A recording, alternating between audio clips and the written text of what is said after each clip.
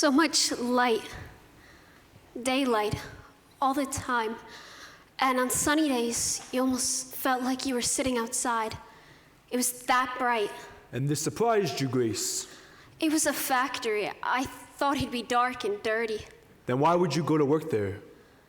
I was 15. It was time I paid my own way. Pay your own way? What about school? Oh, I didn't miss it much. The girls were all so nice, and the work wasn't hard. It wasn't like factory work, really, painting those dials. It was more like art. We were artists. I'm not really the one you should be talking to. Von Shishaki, he's the one you should be talking to. Now, Arthur, you know he won't talk to us. It was his process. Tell me about that process, Arthur. You used the powder. We used the powder. The girls mixed it with an adhesive to make the paint. And that business with the brushes, I didn't invent that. They were doing that when I started there. But you knew about it. We all knew about it. We just didn't know what it meant.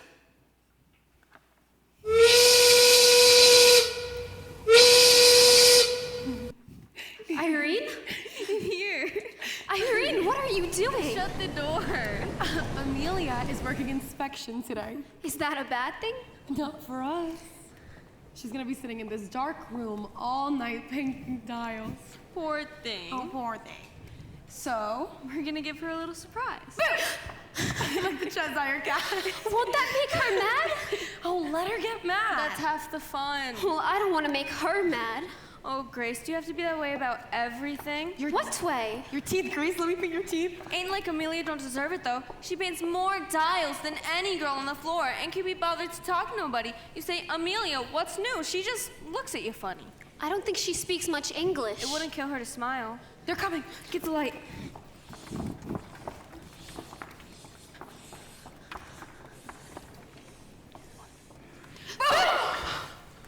Mrs. McNeil.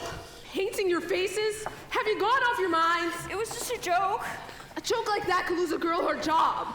Now, Mrs. McNeil, I'm sure that's not necessary. I don't tolerate no foolishness, Doctor. Yeah, foolishness we don't want, now do we?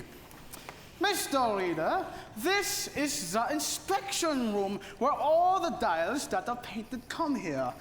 And here are some of the girls who should on the floor be working. Girls, this is Mr. Reader, my new vice president and your new company manager. And I was just telling Mr. Reader, what a fine bunch of girls we have here. I'm sure now he must think I'm halfway out of my mind. Mr. Reader, perhaps you have some words for the girls?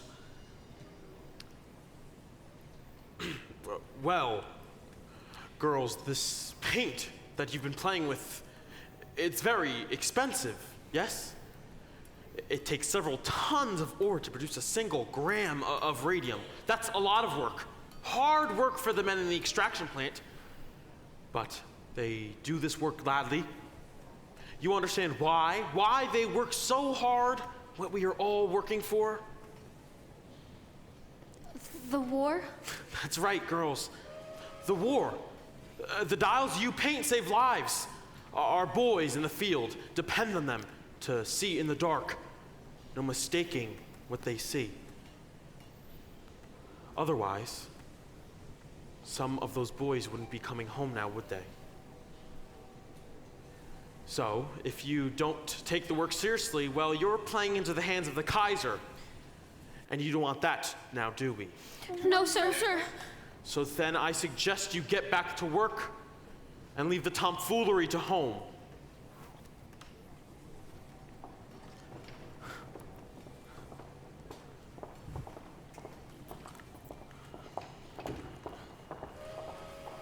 Mr. Reader, I just wanted to say I'm so sorry. I won't do nothing like this ever again. Well, dear, just keep in mind, if you do right by us, we'll do right by you.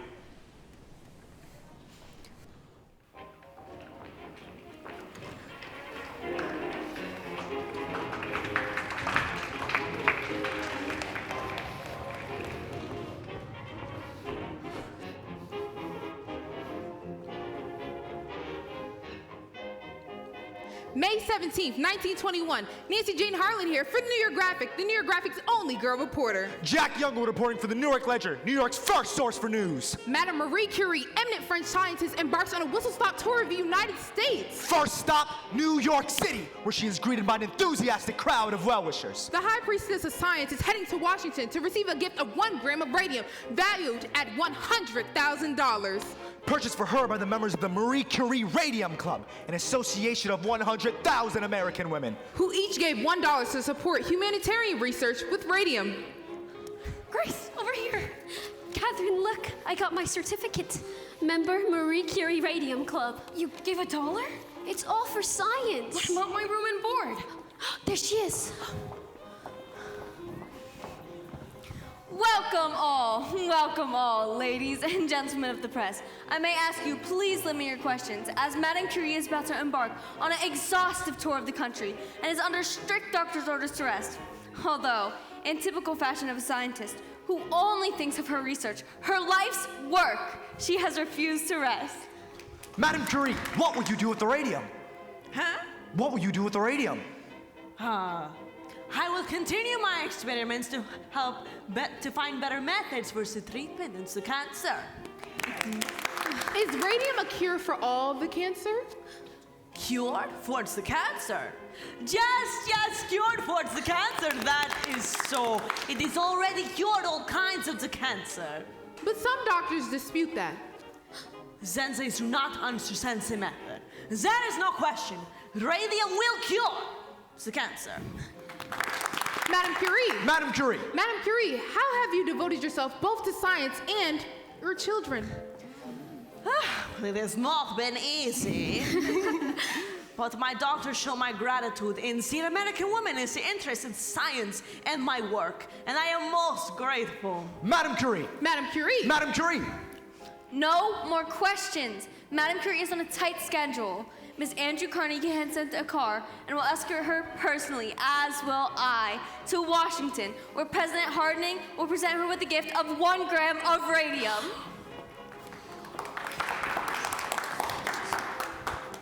See that, Charlie? That is a marketing opportunity if I've ever seen one. Let's send her one of our custom watches, courtesy the United States Radium Corporation. On it. We'll need a press release. Radium isn't just for scientists to study.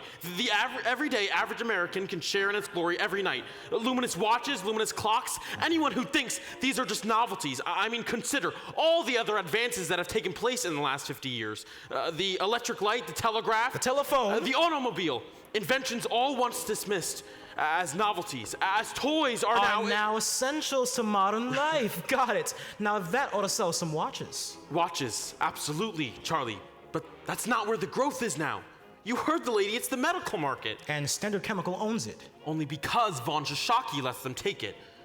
But if we wanted to, we could get half their business. It's just a matter of positioning. Standard Chemical publishes its own journal, sends it out to 12,000 doctors monthly. We could do something similar.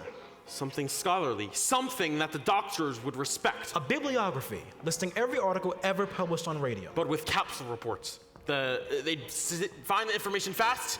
Have us to thank for it? We'll send it to every doctor in the U.S. Radium Society. Every doctor in the American Medical Association. That's the spirit, Charlie. Advertising. It's the wave of the future. It's not just the product. It's the way you promote it.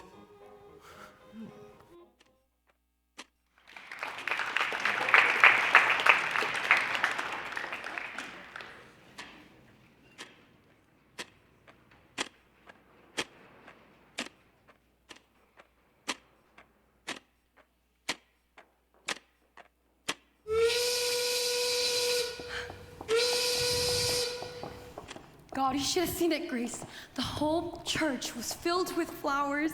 There were lilies and carnations and orchids. You know how much Amelia loved orchids. Those weren't orchids. Those were orchids, Irene. Flags. Purple orchids. I know an orchid when I see one. Oh, Grace, in that whole place, it had the smell.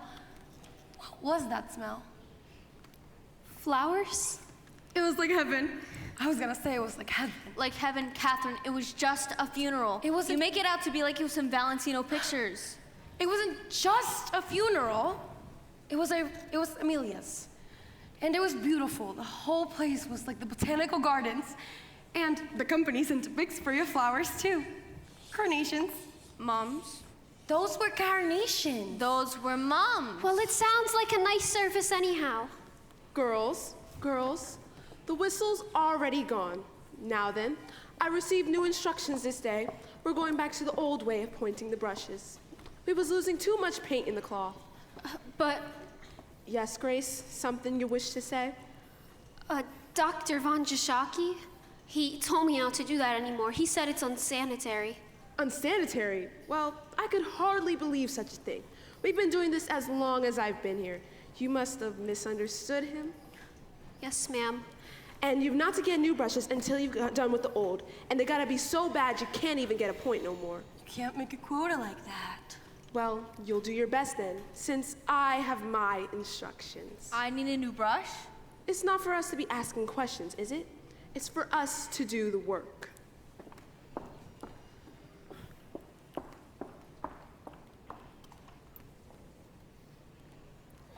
I have my instructions, girls. I have my instructions. Here's an instruction for you, McNeil. Let some starch out of that corset. Was she at the service? McNeil, are you kidding? You think she crossed the street for her own mother? Mostly everyone else was, though. You were about the only girl in the building that wasn't there. Well, I wanted to come, but Ma was working and I had to watch the little ones. You could have brought them. All 7? Well, if it was me, I'd try to be there. Just lay off. Grace feels as bad as it is. Well, were many of the fellas there? Oh, yeah, lots of fellas.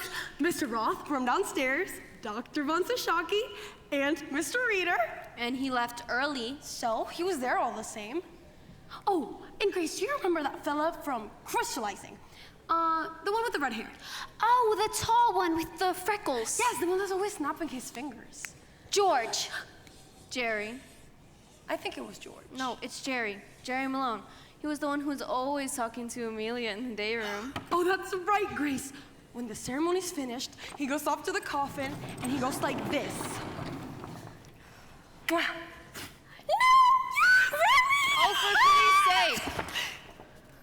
Well, it's true and no one could believe it. So what if it was true? So what?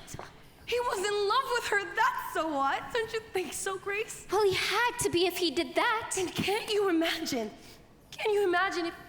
if he loved her, but he never told her because he was so shy and she was so beautiful. But now he'll never get to. Their love is forever thwarted. He never told her and he'll never get the chance to. Poor Amelia. Poor Amelia. Poor kid. Her family took it awfully bad, Grace. Her sisters were all crying so bad. And her father, Grace, I've never seen a man cry, not like that. Just bawling like a baby. And you know why, too? Because their daughter had died. What she died from. Don't go spreading stories. It's not a story Albina told us. No reason Grace shouldn't know. Know what? Know what? Amelia? Ain't it awful? Her sister said that they bound to be tied to 6 girls at home, and ain't one of them ever going to a dance ever again. All because Amelia up and died from syphilis. Shh. I can't help it if that's what she died from. You don't know that for sure. It wasn't a death certificate. But Amelia was ever so nice. Guess she got around more than we knew. Maybe it was a mistake. Maybe the doctor got it wrong. Come on. Doctors are wrong sometimes. That's true. Don't you remember Aunt Ivy? What's Mama got to do with it? Oh, Irene, till the day she died, Mom, the doctor said that Aunt Ivy would be fine. Cup of tea and a good night's rest. 2 weeks later, we were taking her down to Rosedale Cemetery. Girls, the gentlemen are here to make an announcement. Yes, we're here to put a few rumors to rest. To explain some changes, yeah? Yes. As I'm sure most of you have heard by now, Dr. Von Schocke is stepping down, and he wanted to take this To opportunity. make this goodbye. And Mr. Reader has kindly consented. Some of you I have known since you were little girls, coming here doing so well, working so hard day after day at the bench. 200, 300, some of you 500 dials a day. So excited to be part of our work here. When this company I started in my own kitchen mixing up the paint, I knew I found something miraculous to make life better, easier. But now, what do I read? More and more uses are there for the radium. More than I dreamed possible. Thank you, Doctor. Yes, thank you, Doctor. Now, girls, the doctor is a busy man and he must be on his way, so let's wish him the best of luck in his new business ventures. Very well then, girls, now that's back to work with you And let us wish Mr. Reader the very best to the new plate he steps as your new company president. Yes, thank you. When Doctor. Mr. Reader came 4 years ago, I saw him in a young man of great ambition.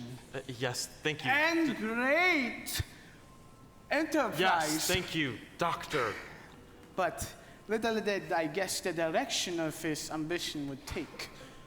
But what makes this country great is the opportunity presents a young man and his friends. And so, And girls, so, ladies, let us wish Mr. Reader the very best in the new direction he intends the company to take. New direction? With the slowdown in dial painting. now, Doctor. And business moving into the medical market, there's going to be lots of changes. Yeah. What the doctor is referring to is that some of our larger customers have set up their own dial painting studios. Which means less work for our girls here. In the short run, things may be a little bit slower around here. However, the Waterbury Clock Company in Connecticut will need help setting up its own studio. We were intending to make an announcement next week, but we'll make it now, Mrs. McNeil. Well, we'll be asking some of you girls to go on up there. The work is supervisory in nature, which means more pay. You had some girls in mind? Louise Connellan was one, Sarah Duchess, Lena McCarthy, and Catherine Schwab. I have the entire list downstairs. I'll post it today. Yes, that's fine. And as we are all on the clock, we'll leave you to your work. Thank you very much, ladies. My best wishes to you.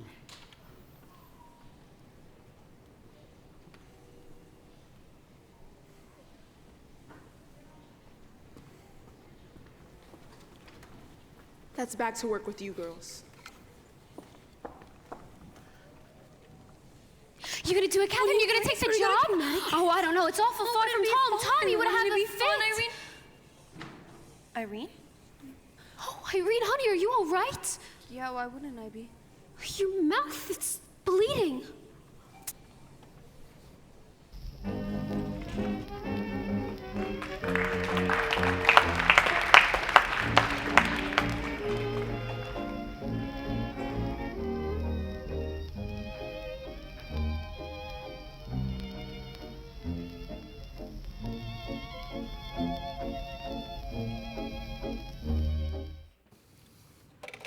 $35 a week and she quits the place. More to life than money. That's what you say when you're young, Tom. When you and Grace get to me my age with a house full of your kids underfoot, you thank God for every penny you put by. We got money put by.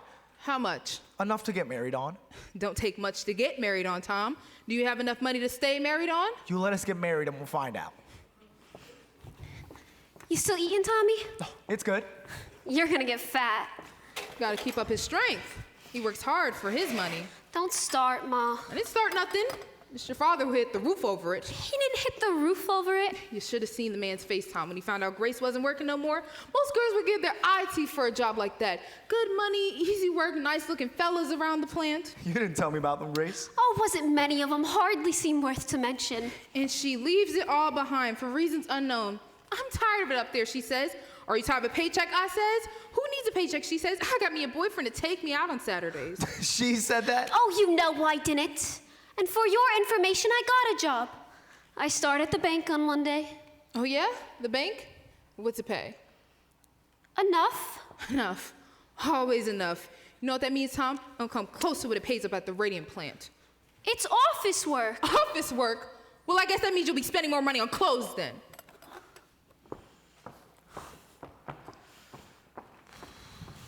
Boy, she's seeing at you. I don't see what difference it makes as long as I'm working somewhere. Don't make no difference to me. I just thought you liked it up there. Sure, I liked it. I've worked there 4 years now, Tommy. So, I've been delivering mail almost 8 years. I plan on delivering mail another 20 or 30, if I'm lucky. Nothing like steady work and a good pension to help you sleep at night. I don't have a pension and I sleep just fine. I bet you do. So how come you quit, Grace? Lots of girls are quitting. Work is slow. Besides, since Irene left, it just hasn't been as much fun. And wouldn't you rather a girlfriend who works at the bank? Not as much as I like to have a wife who don't work anywhere. Close your eyes. I got a surprise for you. Yeah? Want me to pull the shades? Not that kind of surprise. Close your eyes. Now, open. Wallpaper? For the baby's room. Baby's room? You won't kiss me and you're talking about babies? Well, there's gonna be babies eventually, Tommy. Well, sure. But you know, Grace, most girls, they get married first before they decorate the nursery. Plan ahead for once. Pick one. They're both the same. No, they're not. This one has little flowers and this one has big flowers. So pick. This some kind of test? No, it's wallpaper. It is some kind of test. Pick one, Tommy. That one. Really? The other one, then. Oh, which do you like? They're both nice. You gotta pick something you can stand to look at for the next 20 years. Same way you pick women? Keep it up, smarty pants. You'll never get that kiss. No, okay, this one hands down. I like it too. A nice neutral to go with either a boy or a girl. And until the baby comes, we could use the room for other things. Yeah, like what? Like a painting studio, maybe? Painting studio, maybe. Didn't you get enough painting at work? Not the kind I want to do, Tommy. In school, I used to do watercolors, and ever since I went to work, I just don't have no time. With helping Ma and watching the little ones. Once we're married, I just want some time, just a little time to myself. So I could do watercolors, or maybe oils, or maybe portraits in oils. I could paint your picture if you like. Why not? Paint a big picture of me, we'll hang it in the outhouse. All our friends will come round to use the can just so they can look at it. Oh, the way you talk sometimes. Oh, Grace, you want to paint pictures, then paint pictures. I ain't gonna stop you. You say that now, Tommy, but once we're married, you'll change your tune. Yeah, sure, I'll be whistling Dixie. Wait till you come home one night, all worn out. Some Christmas, maybe. When every customer on your route has had 3 times the mail, and some dogs took after you, and some old lady kept you waiting on her stoop telling you about her grandchildren, and you wouldn't have the heart to tell her you just can't talk. I know you, so you'd come home all cranky, late besides, waiting on your dinner, and there I am. My easel set up in the kitchen, drop cloth on the floor, my paints all over the tables. What would you say then? Better be a picture of me you're painting. I know what you'd say. Where's my dinner? That's what you'd say. Where's my dinner? Well, sure, but I'd still admire the painting, just want to look at it on a full stomach is all. So how'd I do? Pick the right wallpaper? I don't know, maybe I'll look at stripes. Stripes, polka dots, I don't care. Let's just get married, Grace. You're plenty old enough, and tell your mom we ain't waiting anymore. We'll just run off. We are not running off. We're gonna do it right.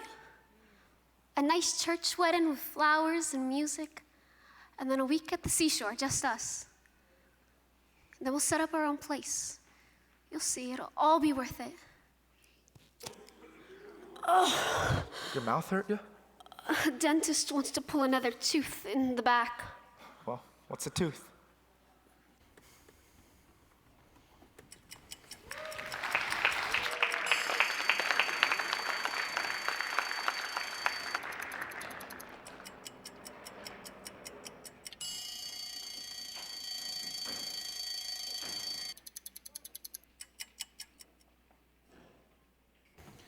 Hazel Cruiser. Any connection to the others? Only by virtue of employment. Except she's got a good lawyer. Knows how to write a good letter, anyway. That lawyer. That makes 4 now. 3. 4 if you count that Maggie girl. I wouldn't include her.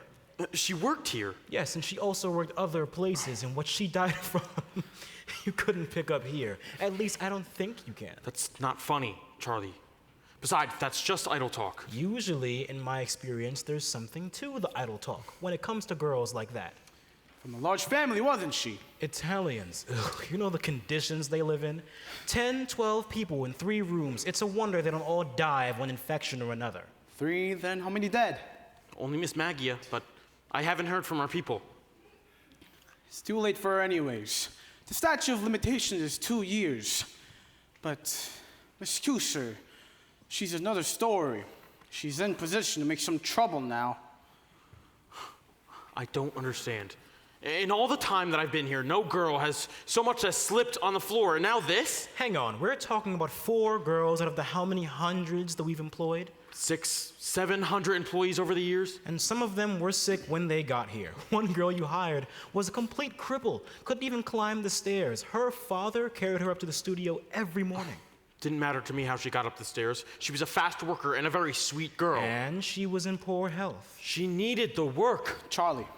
And not just to feel productive, to have a sense of purpose. That's what work does, Charlie. It gives you a purpose. I don't see any reason why we should stop hiring girls like that. And when more girls get sick here and try to blame us for it, you might want to reconsider that policy. Let's just see what Drinker has to say. Dr. Drinker? Some professional at the Harvard School of Industrial Hygiene. He chairs the department, and he's agreed to take a look at our operations. Don't you think we're jumping the gun a bit, hiring him? We've had 6 girls quit this week, and Mrs. McNeil tells me there could be more. Girls come and go all the time. Yes, but it's never been like this, Charlie. These girls are terrified. We have to do something to calm them. So let Drinker examine them. That sounds to me like a recipe for mass hysteria. We can tell them it's a routine physical, Edward? Companies give physicals all the time. Perfect. Then Drinkle will start next month. In the meantime, I recommend we make an offer to Miss Cruiser. Settle? Hang on, there's no proof that their problems are connected to us. Trust me, you won't like the publicity it brings. And neither will your investors. You're saying this could affect the stock offering. Don't you? Wonderful. So we'll open at 30 and close at 10. We're not open at all. But if we give this girl something, it'll keep her quiet. Suppose that lawyer has a racket going. He finds sick girls and he talks them into making suits. Then we reward him for his larceny. Unless Miss Cruiser genuinely believes that she got sick here. Be like Charlie said. Comes from a large immigrant family, not well educated, a lot of resources. $200 could make a massive difference to a girl like that. Certainly. Pay a few doctor's bills, buy some medicine. From the sound of that letter, I don't think she has long to live anyway. So it would be a gesture of decency then. Exactly. How much do we offer?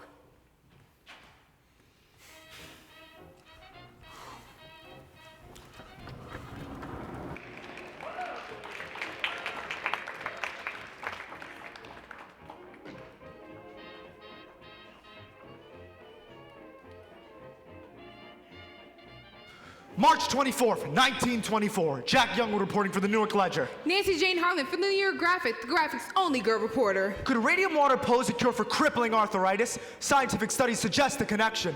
Dateline, Orange, New Jersey. Radium water products offer a miracle cure for crippling arthritis. Some patients reported a significant abatement in their symptoms. Miss Jeremy Michaels of the Bronx tells us how radium water transformed her life.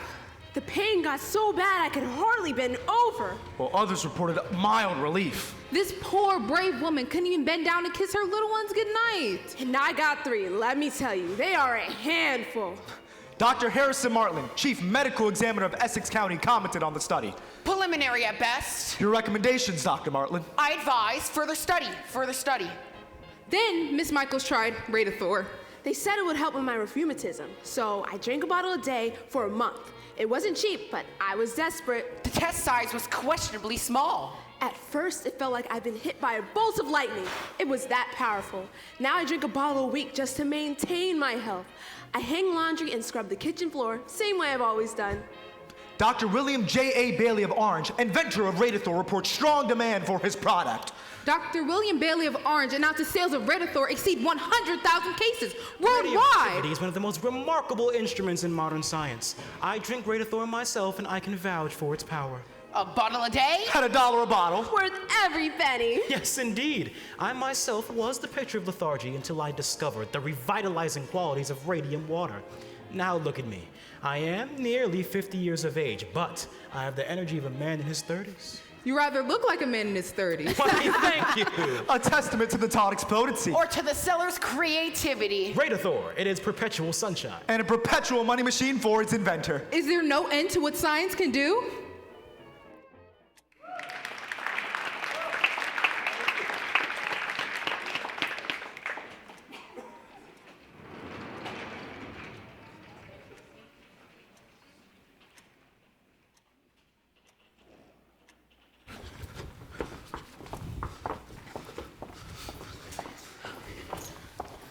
Maybe we should have made an appointment. Don't need no appointment for this. It's a busy place, Catherine. If you don't have an appointment, maybe you should go make one. I shouldn't need an appointment for this.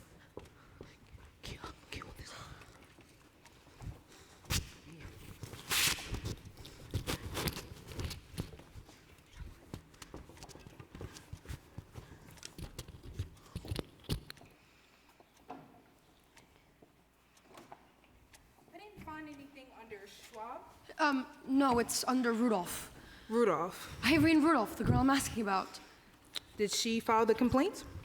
No, her dentist did. Dr. Neff? Dr. Neff. Yes, Irene's dentist, he said that she might have Fossy jaws, so he'd complained to the health department, but it's been 6 months and I've heard nothing. Fossy jaw, you say? Yes! Catherine, it could have been like your doctor said, a blood But infection. from what? What could have given it to her? From dirt. You get infections from dirt. From dirt? Her face puffed up like a pumpkin and her jaw rotted so bad she couldn't eat nothing? You don't get something like that from a little dirt. You get it from phosphorus. Oh, honestly, Catherine, you can't really believe that. You saw her, Grace. Catherine, I said, but like you said, they never should work at the place. Sure, they just shut the place down. Shut it down? Who's gonna shut it down? I don't know, the county. God, Grace, you are such a ninny. Hey, How are they gonna shut it down if they don't know about it? Ever think of that? come on. It's all right, Tommy. She's got no business talking to you that way. She's just upset. Upset? What, she's gone around the bend. She probably thinks they're dumping arsenic in the drinking water. And next it'll be they're kidnapping babies and using them to stoke the furnace. You'll laugh all you want, but you won't be laughing so hard when it's you in here 6 months from now asking after Grace. For crying out loud. Catherine, it's just a toothache. And it was just a toothache for Irene. You wait, Grace. One morning, you'll wake up, your mouth hurting so bad you won't be able to open it. So weak and sick you won't be able to stand up. Stop it, Catherine. The pain so bad you won't be able to sleep. And your face so puffed up you won't even stand the I sight. said stop it! Grace is fine. Right, Grace? Irene Rudolph? Yes, that's right. She worked at the radium plant? Yes, ma'am. Nothing. Huh? The company is in full compliance with all state and health labor regulations. They ordered analysis of the plant already. You know, Miss Riley. Who's Miss Young? Miss Young is the health officer, miss. Paint is a safe compound of radium and zinc. As I was saying, there's no phosphorus in the paint. There's no phosphorus anywhere in the plant. There, you see? Miss Young toured the plant herself. She found nothing amiss. I'm sorry. Well, at least we can get some lunch then. I want to file another complaint. They already did an I investigation. want to file another complaint. It's an awful busy place, Catherine. I just don't see what good it's gonna do to make such a mess this way. 3 surgeries and they wanted to cut her again. She finally said no, she knew. What was left of her jaw was rotted so bad. The smell was terrible. And the worst of it was, I couldn't look at her. Irene was so scared of being alone, and I left her alone. When she died, it was the middle of the night, and nobody was with her.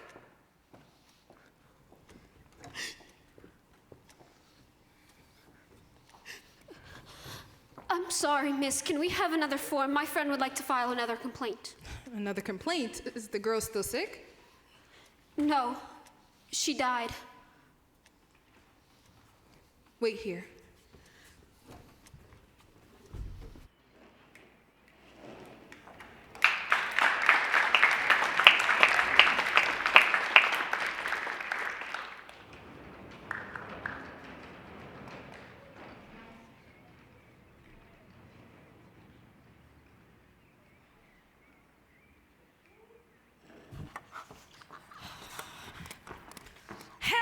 Harriet, you come down from that tree at once!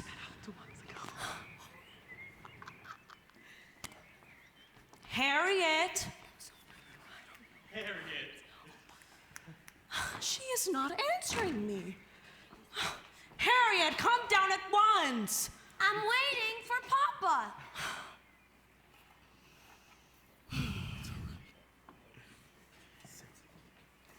When she comes down, I want you to talk to her. She's 9 years old, Diane. I am trying to raise a daughter, not a son. Well, I'll tell you what. In another year or two, she'll lose all fascination with trees and gain an interest with boys. And that's supposed to scare me. And when that time comes, you'll be frantic because she no longer wants to climb trees.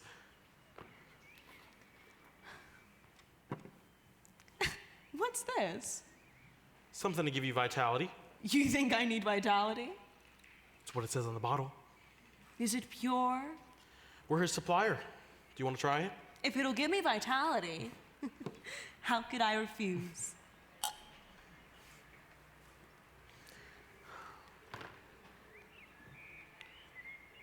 Your father came by to see me today. Another hard luck case? 4 children at home, all under the age of 6. Let me guess. Wife in the hospital with cancer. Yes? And the husband been laid off from, let's see, the brickyard. Yes! Through no fault of his own. How did you know? Dad was around to see me yesterday. It's never enough with him just to have ordinary ambitions. You have to have a mission in life. And you do. No, I have a business. You can't tell me you wouldn't help this man if you could. If I could, I would, but I can't give him a job that doesn't exist. Well, what about Dan Lemon? Dan? Maybe he could use some help. In the laboratory? Dan needs trained technicians, not a bricklayer. Why don't you send him to that Mrs. Middleton? Don't you women have a social club for things like that? You mean the Women's Club Civics Committee? Right. Yes, the club does take an interest in such cases, but we're not an employment service either, which is why I thought you could help him. Oh, how you do love being married to the company president. It has its advantages. Ever think of trading it in? Do you? I got my shoe shine this morning, and while I sat there and watched the boy work, I thought, this is quite the enterprise. I mean, the work walks in, the work walks out. There's no warehouses, no health inspectors, no stock prices. And you'll trade it all in for your own shoe shine stand. Fewer headaches that way. So you're in one of those moods again. What is it this time? It can't be the market. It went up today. So now you're reading the financial pages. I have to entertain myself somehow. Now, what happened today?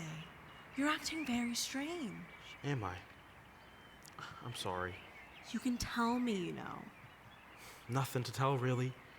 This is going to be our best year ever. So it's the prospects of success that you find disheartening. I'll get my checkbook. What for? Your bricklayer. Artie, he needs a job, not a charity. But what does your father says? A working man needs work. It wears on his soul not to work. Well, if it's a matter of his soul, that's different. Artie. I make no promises, Diane. No promises. To your health.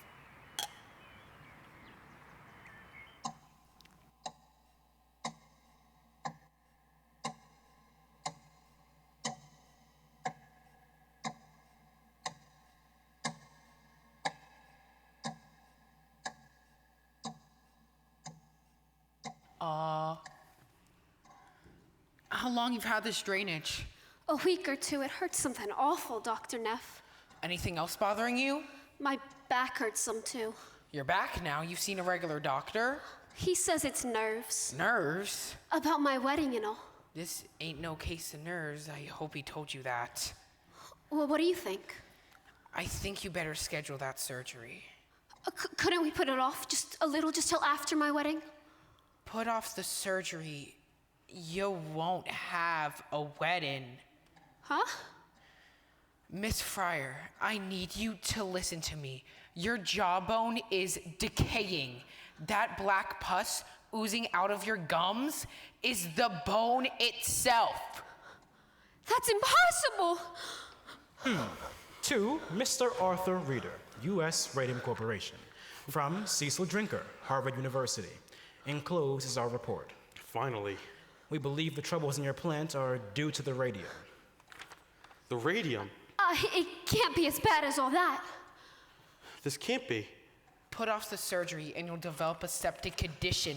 It could be fatal. The blood changes in your employees can be explained on no other grounds.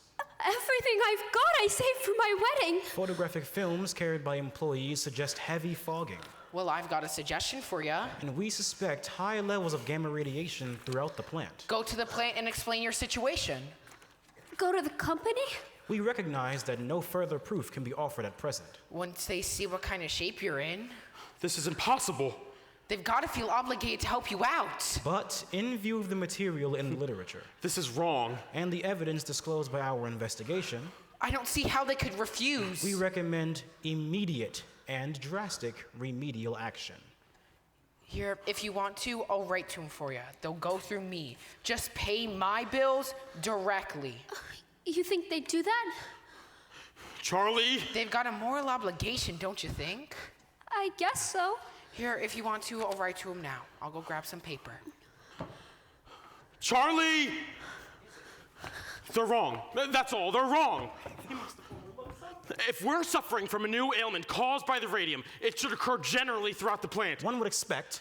There are several tons of radium in the ore, several hundred milligrams in crystallizing, several hundred in the big vats. The entire backyard is filled with tailings. Radium is present in good amounts all over the property. Look, if it's the radium, then the incidence of illnesses should be highest in the laboratory. And no one there is sick. Then it must be something else.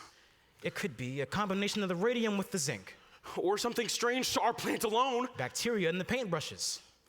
I don't understand.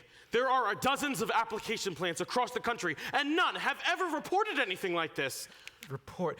Arthur, the Department of Labor wants to see our report. Yes, I'm aware. What are we going to do? This tears us to pieces. How do we answer them? They want to see the report? We'll send them this. 1 page. It's the most important page. Dr. Drinker will never stand for this. Dr. Drinker works for us. What we do with this report is our business. But the Department of Labor, Arthur? We just need time, Charlie. Just a little time. They could shut us down for this. Scientists, government men, they have no idea what it takes to run a business. Von Shishaki thought advertising was a dirty word. He laughed at the very idea of a promotion. I can't tell you the amount of times that I've walked into that man's room and he turned a deaf ear to everything I told him. But Charlie, we showed him. We showed him we are the country's largest supplier of radium in the world, the largest in the world. You know what it took for us to get here. Do you think I'm gonna stand idly by and let our good name be dragged through the mud? Trust me, Charlie.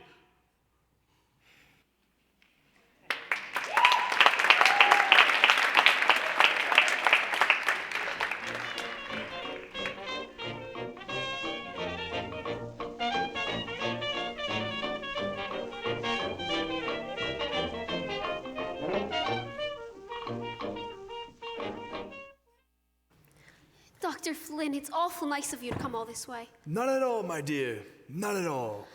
I told the surgeon you was coming, so he gave me the results of my blood work. Oh, excellent. Let me have a look. And so? Okay. Oh. Wow, I must say, Miss Foyer, your blood, well, it looks better than mine. It does? Well, that's what happens to an old man who smokes. Now tell me, what else is troubling you? My feet and my back mostly. I've had to wear a brace for a while now. Okay. And this happened before or after you left the company? After I left, Dr. Neff says it all has to do with the radium. I know another girl who died from it. Irene Rudolph. Oh, yes, terrible thing. Vincent's angina is what it was called. Oh, what's that? Well, it's an ulcerated condition of the mouth, my dear. From the radium? No. Not at all. It's a rare and unfortunate disease caused by poor dental care. So let this be a lesson to you. Always brush your teeth. I read something else about this in the paper. About other girls. Of one girl I work with, she's in a hospital in New York and the doctors don't know what to do. They never seen Miss anything like Fryer, it. don't tell me you pay any attention to those stories.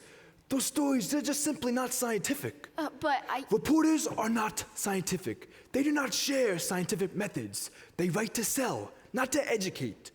The scientist is not concerned with what sells. They are concerned with the truth.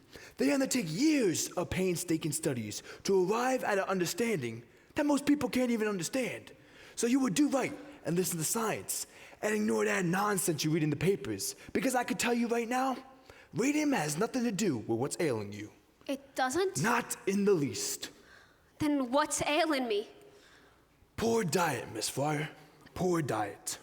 But Dr. Neff said that... Dr. Neff is a dentist. He is not a physician. What would he know? What you have is a vitamin deficiency. You must eat more fresh fruits. Hard to do in the winter. And the raw meat as well. That will help the anemia. Raw calf liver in particularly. Cook it if you must, but eat it twice a week at a minimum. No. I'm a scientist, Miss Fryer. I take a purely scientific interest in this situation. And by allowing me to examine you, you're helping me in my personal studies. And I thank you for that. Here is my card. Call me anytime, day or night. Thanks, Dr. Flynn. Happy to be of service, my dear. Dr. Frederick Flynn, PhD, Physiology, Columbia University. PhD? That's not a real doctor. My findings, Mr. Reader. An objective evaluation, I trust. Well, the source of my fundings has no bearing on my research. That's not a real doctor. I never examined her. No, it was not a medical examination. Nevertheless, you were able to offer her some useful advice? Well, I did my best for her. Where'd I hear? He's working for the company. He's examined about a dozen girls, and every time it's the same thing. Nothing wrong with you. Your blood is better than mine, he said. And how are you getting along with the rest of the report? Well, the animal studies I conducted reveal no adverse connection to radium. As you suspected, it's one of personal hygiene only.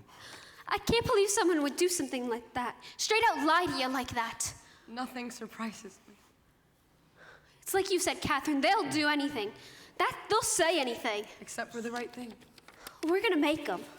We're gonna make sure someone hears about this. I'm most grateful, Dr. Flynn, but I'm especially grateful to hear that the young lady we examined is doing so much better. Never examined her. No, I merely consulted with her. All the same, she's doing much better now, isn't she? As I can see, Miss Fryer, she is on the road to recovery. Excellent. Here is my statement of fees and expenses. Mr. Lee will draw you a check. Mm-hmm.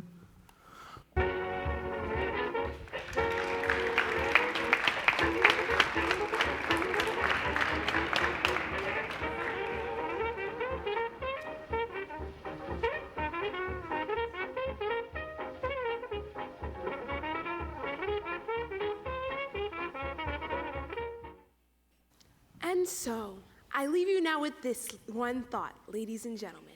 We do not have to accept injustice. We can use our powers as consumers to influence the practices of those who would wish to profit from our patronage. Thank you. Thank you, Miss Wiley. And thank you to the New Jersey's Consumer League for another job well done. This concludes our program for the evening. I do not believe we have time for questions, but I hope you will join us next door for some light refreshments. You want anything? My throat's a little dry.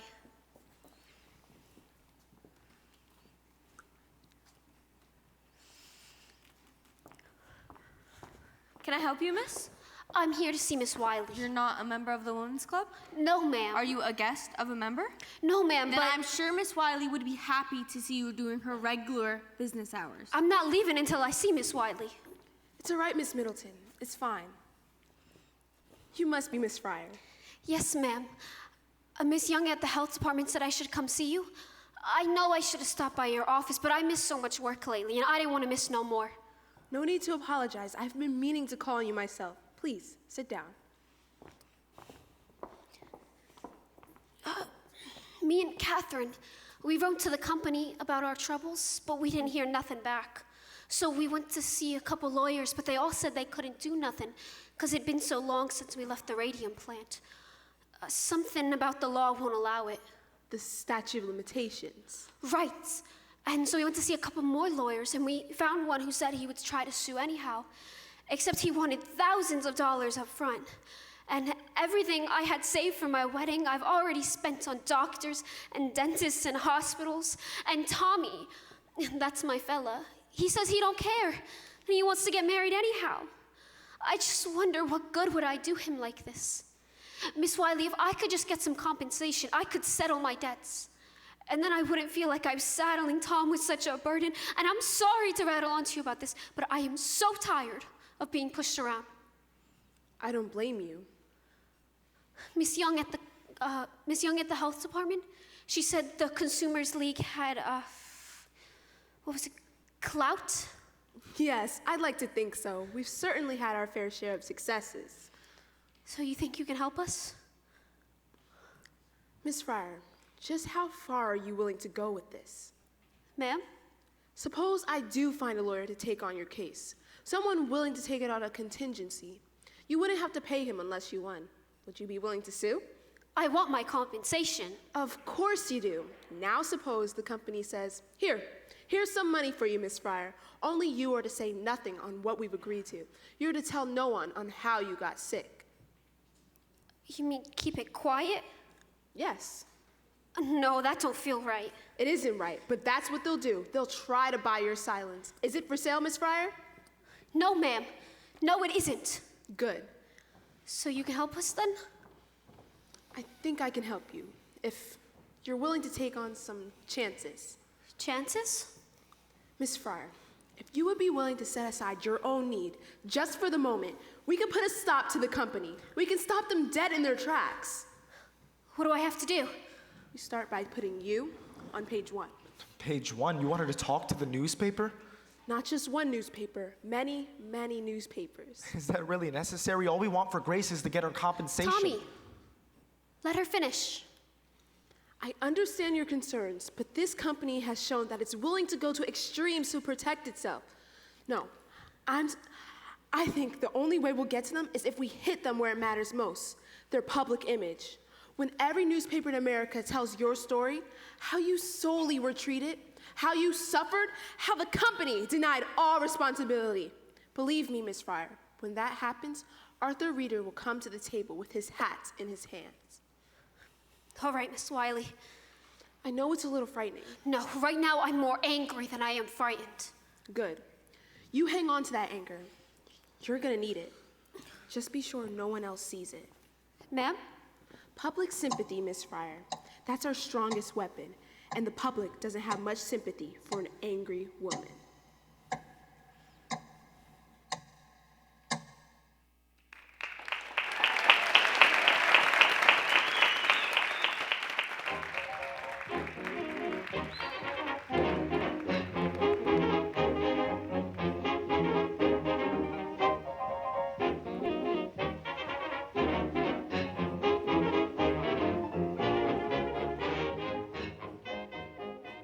December 4th, 1927, Jack Young reported for the Newark Ledger Nancy Jane Harlan for the New York Graphic, on the strange case of the Radium girls, who claimed they were poisoned at the hands of their employer. and now seek their day in court. $250,000. That's the price tag on their suffering. $250,000. If you ask me, it's all a sham. What do you mean those girls were very sick? Yeah, sick of working, sure. Doctors say the Radium girls only have a year left to live. Only 1 year to live and 250 grand to spend. What would you do with that kind of money? What would you do these your last suffering days on Earth? What would you do with $250,000? I'd buy a wardrobe like Irene Castle's. I'd give it to charity. Then I'd take a trip around the world, first class, with all of my friends. Me? I play the stock market. I'd buy my wife a fur coat and a diamond the size of New Hampshire. I'd use it to pay off my medical bills. And then pay off the second mortgage on our house. The one my father took out to pay for my last operation. Pretty Grace Fryer sits at home, Suffering bravely through this entire ordeal. struggling valiantly to keep up her flagging spirits. For the sake of her family and her friends. It hurts to smile, but I try to smile. I know if I don't smile, I'll go crazy. Tell us, Miss Fryer, how does it feel knowing you have so little time left? Oh, I try not to think about it. But it must get to you sometimes. Knowing what you've been through? And the company's getting fat off of your labor. And all they have to say about it is No comments. Don't you ever want to just punch somebody? Oh no, that wouldn't do no good. I'd rather just think about how it's going to be. When justice prevails, then maybe I'll do something nice for my folks. Take them on a trip. They never did have no honeymoon. What a fine example of womanhood. We can only aspire to bear our cross in life as nobly as this young girl.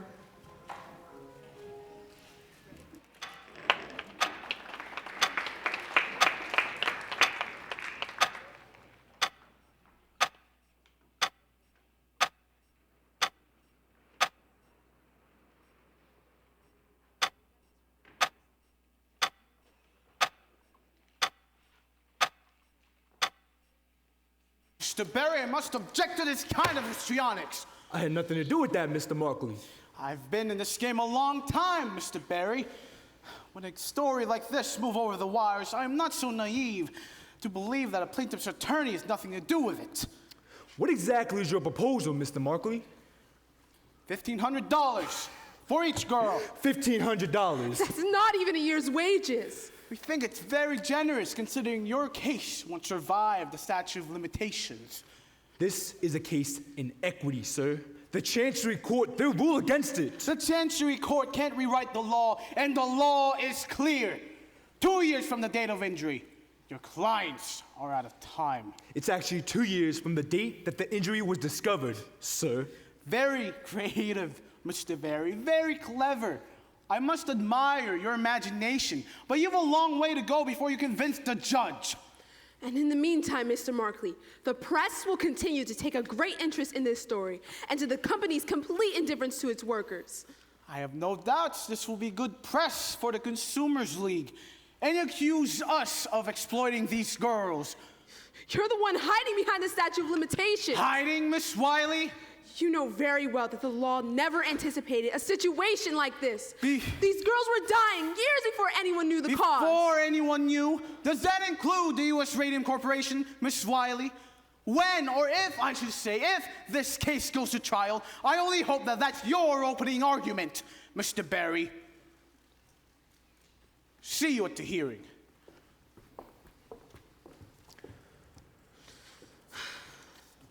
The arrogance of that man. Tell me again the purpose of these articles, Mrs. Wiley. Public sympathy, Mr. Berry. That's the engine of reform. So you're antagonizing the company. Then the strategy is working.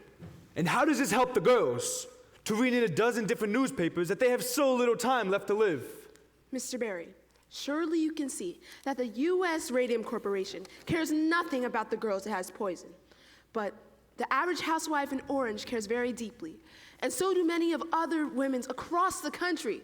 These women shop, they buy watches. Markley can be as smug as he likes, but the Consumers League campaign only has one outcome, and he knows it. That is why he was here today. Well, I can only hope you're right, Miss Wiley. Public sympathy. You wait and see.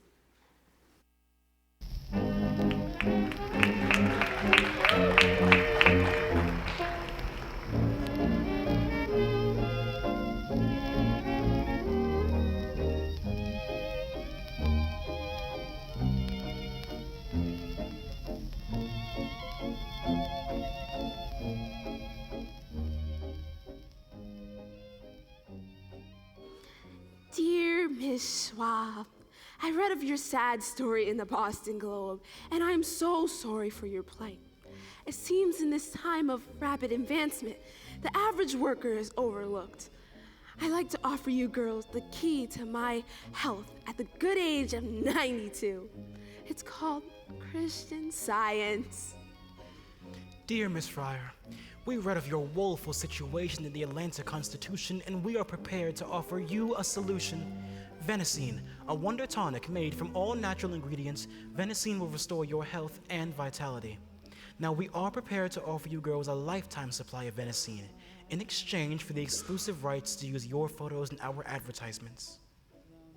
Dear girl, I read about you in the Bill Gazette, and I run 100 head of cattle and do so very well by myself. I've always longed for a companion, and I'm very well equipped to offer you a comfortable home for your final hours. Don't you think a girl like you deserves a few fleeting hours of happiness? Sincerely, your admirer, Leonard F. Watkins. Encloses my picture.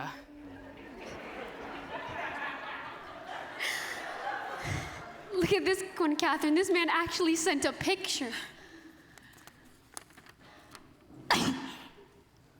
You all right, Catherine? Bleeding again. Shall I get the nurse? No. This before it'll stop. Maybe we should go. No. Don't go.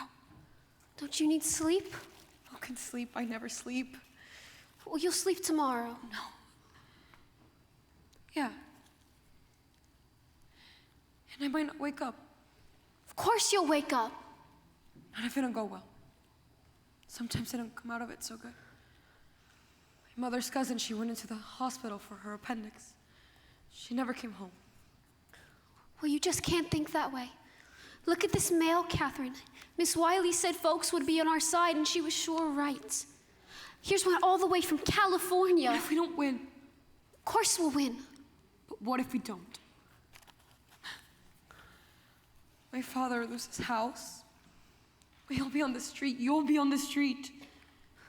You and Tom, you'll never get married. Catherine. How can you stand it, Grace? How can he stand it? I never hear him complain. Catherine! As soon as the judge hears our testimony, he's gonna rule for us. All they gotta do is take one look at us. It'll be over in a day. You think so? Sure. When they see what kind of shape we're in, be awful hard to ignore, don't you think? That'd be something, then, wouldn't it? To see the look in Mr. Reader's face when he takes the stand. Now, you wanna read some more letters? They didn't have no vanilla, so I got chocolate instead. It took you long enough. Don't get on me. I had 6 people stop me on the way over here. All of them reporters and all of them asking about you. Waiting for me to die. No one is waiting for you to die. It's true. They've called my mother. And they asked her if I was dead yet. And when they said no, they sounded disappointed. Well, eat some of this. You'll feel a little better. Evening, girls. How about a picture? For the love of Mike, what are you doing? We need some pictures for the graphic exclusive on the girls. Exclusive? What are you talking about? $5,000. That's what. What do you say, Grace? $5,000? That sound good to you? I don't understand. Are you familiar with Bernard McFadden? Who, that faith healer? Herbalist, Mr. Carter. Herbalist. Bernard McFadden's patented herbal therapy is just the thing to get these girls back on their feet, and the graphic will pay for it. All we ask is for the exclusive rights to the girl's story from here on out. Look. See for yourself. So you want to pay us to see this Bernard McFadden? It's easy money, huh? And all we gotta do is talk to that herbalist fellow. Of course, we'll have to get our money's worth, a regular series with features, pictures, following the course of treatment, your illness, recovery, or otherwise, depending on how it goes. And then you print whatever you want. Maybe we add some color. Everyone adds color. It don't sound so bad. I don't know. Maybe we should talk to Miss Wiley about it? Miss Wiley? What's it to her? You're the ones with bills to pay, no? It wouldn't be right to do something like this without talking to Miss Wiley first. You're a big girl, Grace. Can't make your own decisions? Of course I can make my own decisions. You take it if it came from the company. The company owes us a lot more than that. If you ever see it. He's right, you know. Why give your story away when people are crazy to read about it? Believe me, you girls can cash in big. The day we ran the feature on you, bang, sold out every copy at every newsstand. Everyone can sympathize with the plight of some poor, sick girl facing certain death with no fulfillment in motherhood. I'd like you to go now. My friend is sick and she needs her rest. Grace, at least think about it. Sure, think it over. I understand. You're worried about what other people will say. But hey, you gotta think about your own interests here. There's no reason you shouldn't get something out of all of this. Look out for number one, that's the way. Everyone's out to get what they can for sure. Why keep your nose clean when everyone else is up to their elbows in it?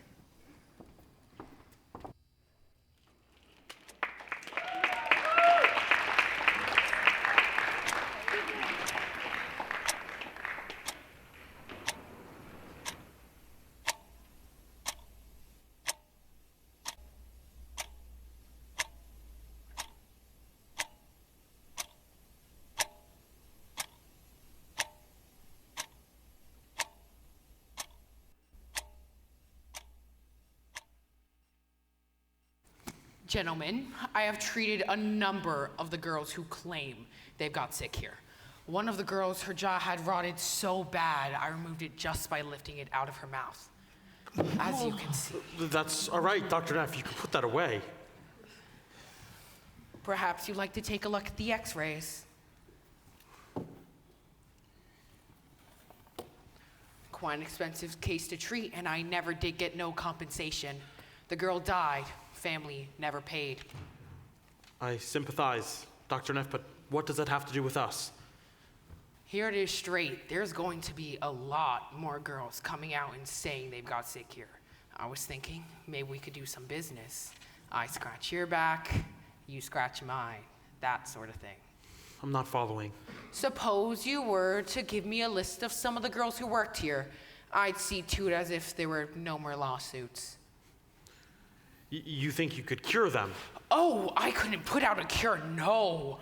All I'm saying is, I scratch your back, you scratch mine. How so, Dr. Neff? I'd examine the girls for radium necrosis and come up with a favorable diagnosis, say pyorrhea or something along the lines. Quite a few cases will just die a natural death anyways, and the rest we could put off until the statute of limitations kicks in and it's too late to sue. You persuade them they haven't got a case against the company. Exactly, and if they did come to court, I could testify. Quite a strong testimony coming from the doctor who treated them. But what makes you think that these girls will come to you? They'll come to me quick if I didn't charge them nothing. Because we'd be paying you. Exactly, Mr. Reader. See, we understand each other. Exactly what are you asking for, Dr. Neff? I need $10,000 for my trouble so far, and every girl I'd agree to see from here on out. $2 per girl, plus expenses paid with the x-rays. I'm suggesting a gentleman's agreement. Better off it's not in writing.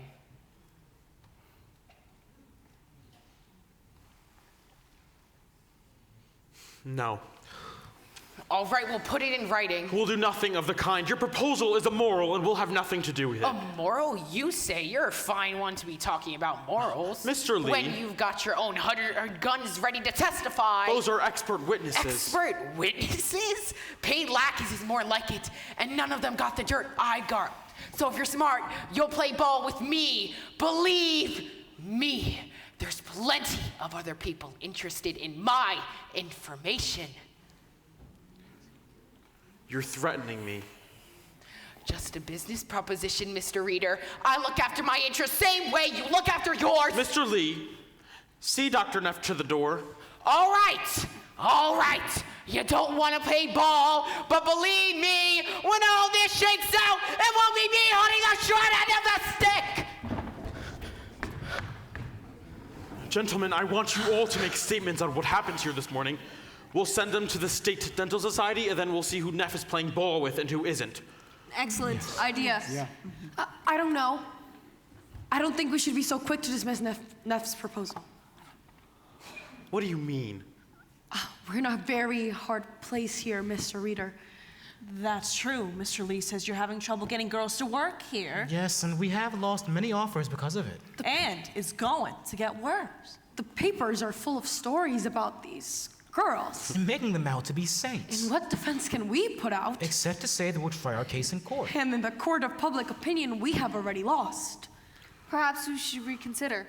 It wouldn't hurt to have the testimony from the dentist who treated these girls. We should retain Neff. Retain him? As what, an extortionist? As an expert. Like Dr. Flynn. Dr. Flynn is a highly respected professor at Columbia University. Neff is a neighborhood dentist. But Dr. Flynn treated some of those He girls. didn't treat them.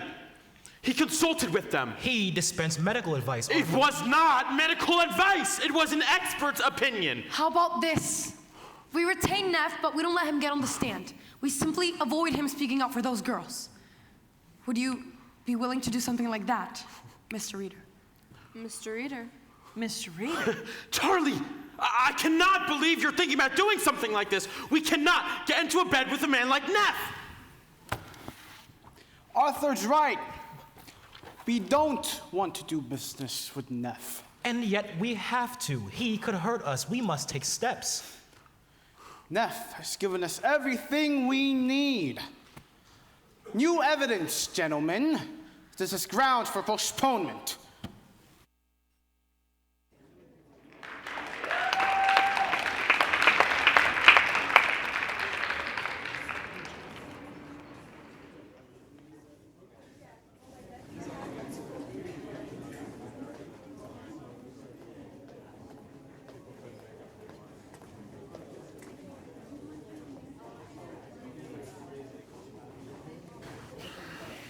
Three months.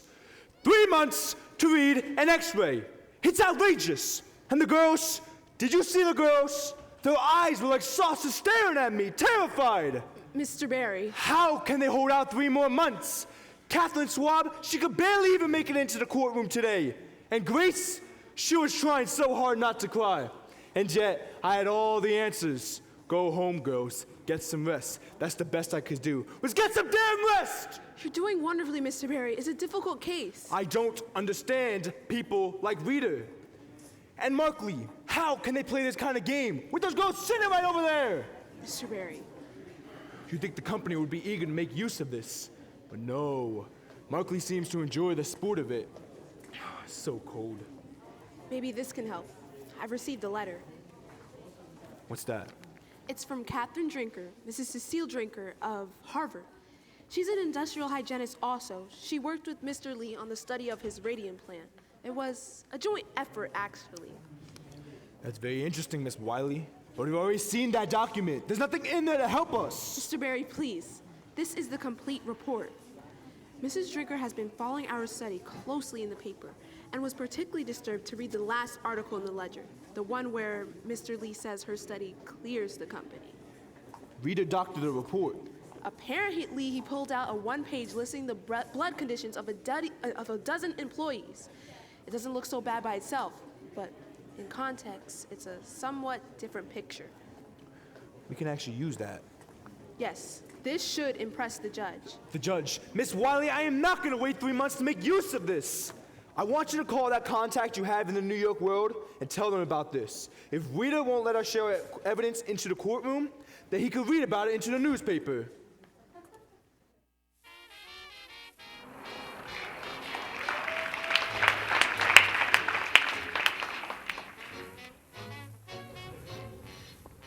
January 12th, 1928. Jack Younger reporting for the New York Ledger. Nisha Jane Harlan for the Graphic. Radium girls go to court today. Radium girls knock at the doors of justice. Will they be heard? These poor injured girls face pain, Disfigurement. ruin, And death. And as the clock ticks away the precious moments, a hearing begins in Chancery Court, where the U.S. Radium Corporation demands a postponement, showing that it destroyed the results of a Harvard study. showing that the company lied to the Department of Labor, While plaintiff's attorney Raymond Barry makes a shocking disclosure. concealing the ill effects of its products. Read all about it in the Ledger. Read in the Graphic. We care because you care.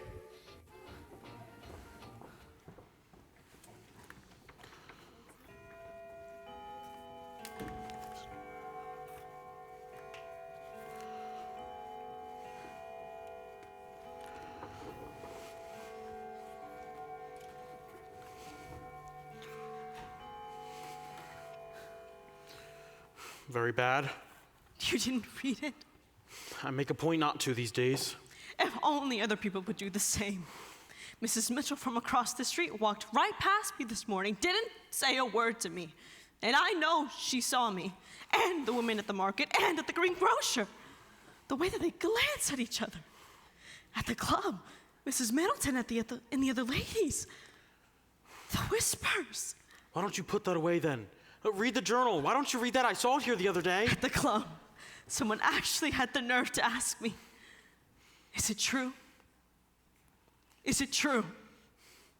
Did your husband poison those women? I said, Mrs. Klaus, if you think that it's true, why would you even speak to me at all? I certainly wouldn't associate with a woman whose husband did such things. So why do you go there then, if that's the way that people treat you? I've been a member for years. What do you want me to say, Diane? That I knew we were poisoning people, but we didn't want to stop because we were making too much money? Is that what you want me to say? I certainly don't want you to say such things. Even if it were true. Or especially if it were true. Is it true? Is that what you think? What do you want me to think? For God's sakes, Diane, can't you see what's going on here? It's Von Shishaki. He's feeding information to the Consumers League so they can railroad us. But why would the Consumers Bunch League? of radical women, do-gooders. Half of them are Reds Pride. That's what they are. Same thing with that club you belong to. What?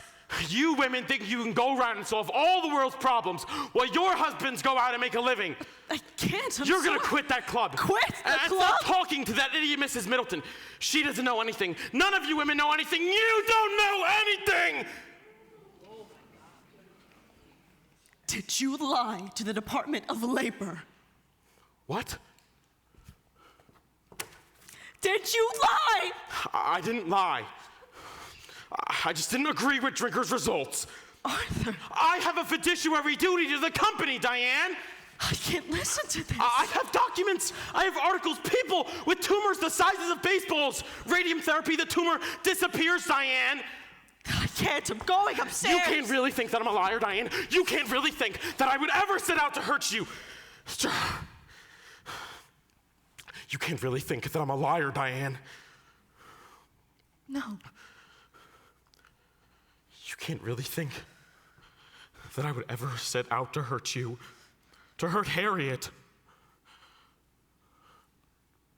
Certainly not.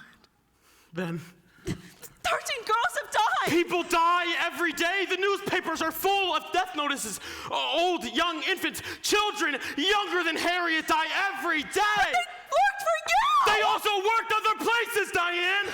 I have a report from Columbia University stating that there is no connection between our plant and these illnesses.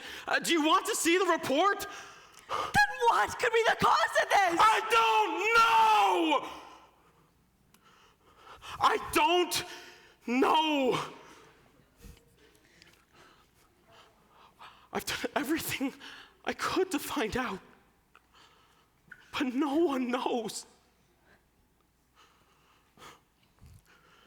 Please, just say that you believe me, Diane. If you don't believe me, there's no point to anything. Artie.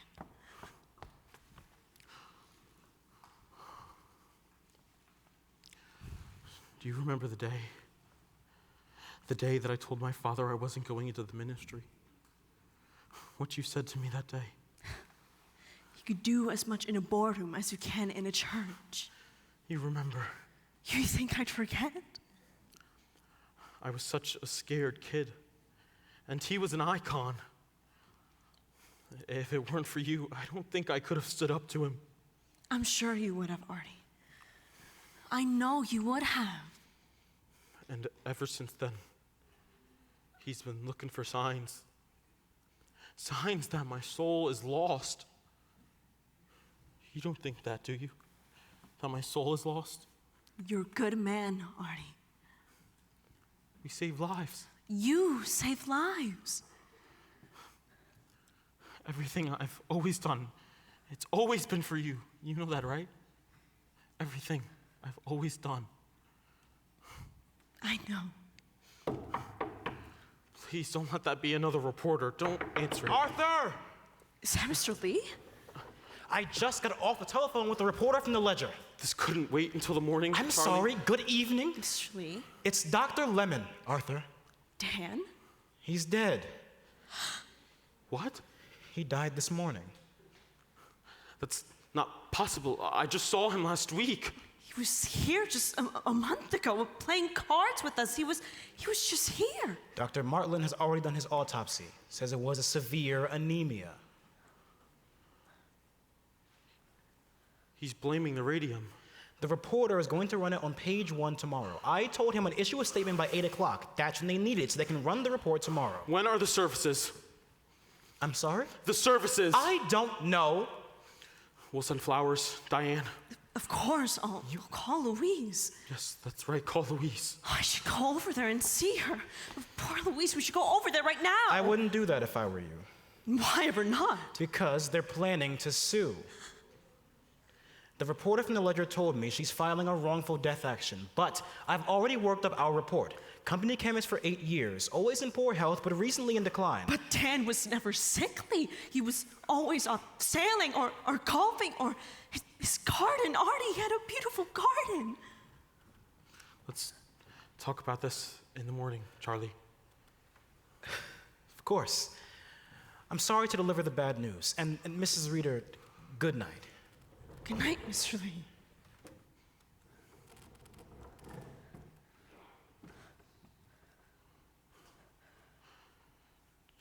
Charlie can be a bit excessive at times. We have to say something. I don't know what we'll say, but the shareholders will expect it. You needn't explain, Arthur. Sometimes it's necessary. It's all right. You needn't explain. We're going to throw these away now. I'll do it. Diane. I'm too far in to quit. I really didn't expect you to.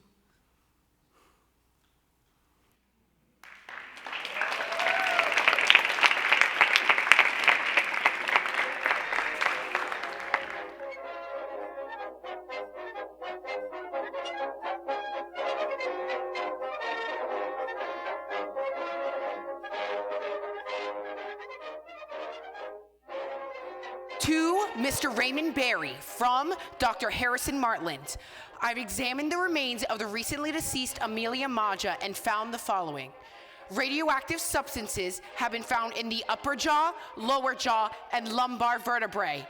No evidence of syphilis has been found. Body is radioactive. Bones of dead girl kick off gamma rays. Catherine Wiley of Consumers League declares new evidence shows that company lied. Dr. Joseph Neff, a Newark dentist who treated Amelia, has turned over portions of the jawbone that he removed from her mouth. This x-ray film shows that the jawbone is still radioactive 5 years after the girl had died. Will this make your case? Will this force a settlement? Make our case? No. This gentleman will make our case. Last night in a graphic exclusive, the founder of the Radium Corporation broke his long silence with this shocking announcement. Radium is one of the most dangerous substances known to man. Dr. Von Shashaki, is it true you assisted with the autopsy? Yeah. And given my expertise in radium extraction, I was able to determine that Miss Mazia was able to absorb enough radium to kill 10 people. Doctor, what does it say about mild radium therapy? Are you now advising against it? Radium is responsible for the deaths of these poor girls. It should be considered the most dangerous substance. Do you agree with the doctor's prognosis that the radium girls only have 1 year to live? From what I've seen, they'll be lucky to live that long.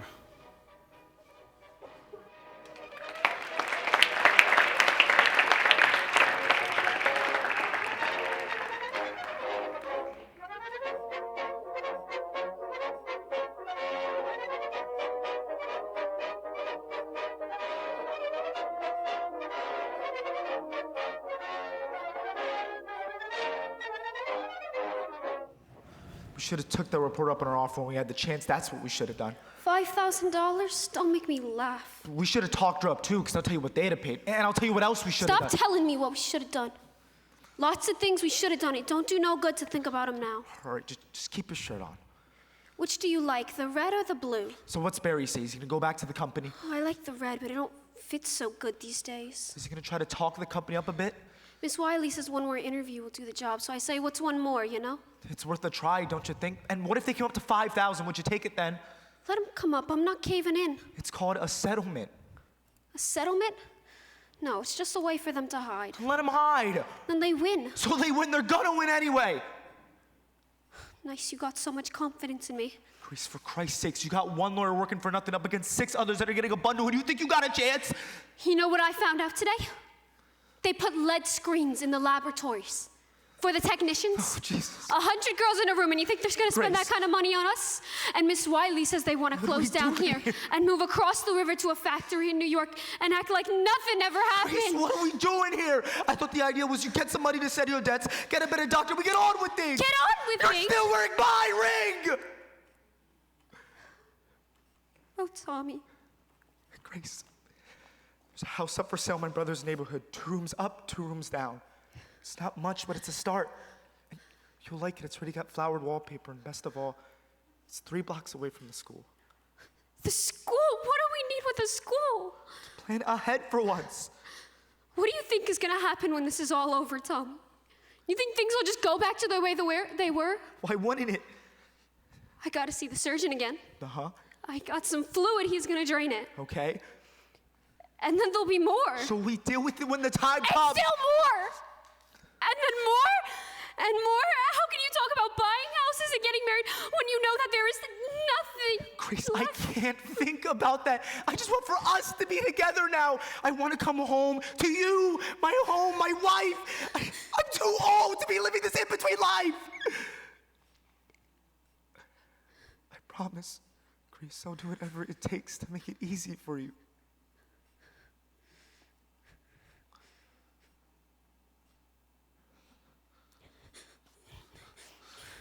Here. Grace, come on. I should have given it back to you a long time ago. I don't want it. Tommy, please don't make me say it. You just need some rest, that's all. Tommy. You're not getting enough sleep. Tommy. You get some rest. Tommy. Don't you do this to me. Tommy! Tommy!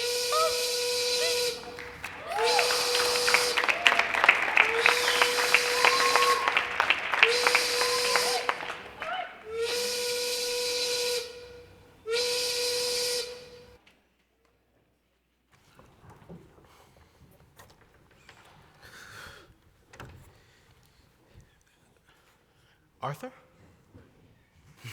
Charlie. Aren't you headed home? Charlie, I've been thinking it over. And I think we're taking the wrong approach here. I think we should settle. These girls deserve a more reasonable offer. No, Arthur, look, we agreed. We need a definitive victory. Otherwise, we invite more of this same nonsense. Things have changed. I know you and Dan were close, but you can't allow that to cloud your judgment. Von Shishaki is going to testify. We can take care of him. How? Put more money in his pocket.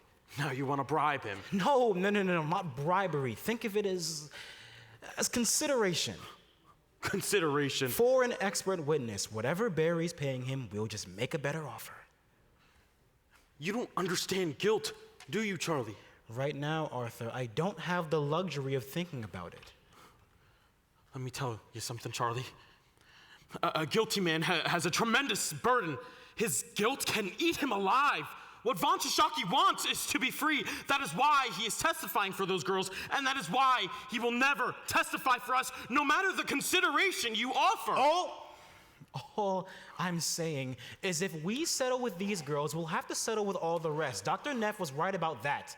This is only the beginning, Arthur. Tell Markley to get in touch with Barry. Get a conversation going. Come up with a figure that the girls can accept. Damn it, Arthur. What are you trying to do to me? Are you trying to wipe me out, too? We've got to get this off the table. Every penny I put by in the last 7 years, I have sank into your company, and for what?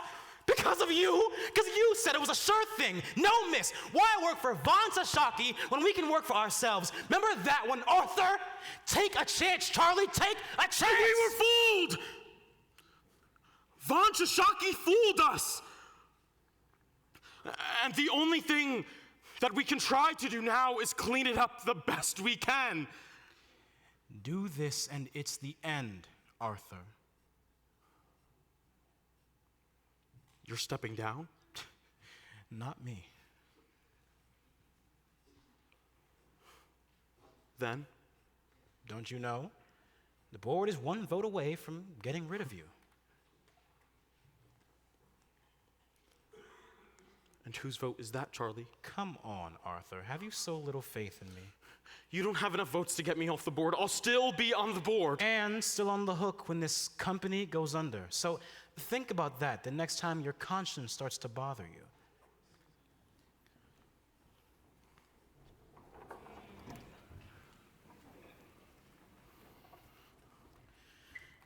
March 15, 1928. To Raymond Berry, attorney at law, from Edward Markley. Counsel, U.S. Radium. One of our expert witnesses has encountered a serious scheduling conflict, which makes it impossible for him to testify in April. We have therefore requested an extension until June. As for your request for a settlement, every case involves a humanitarian aspect. Therefore, this cannot be the basis for settling this one. But I have no doubts that you will be rewarded for the good work you are doing. If not in this world, then in the next.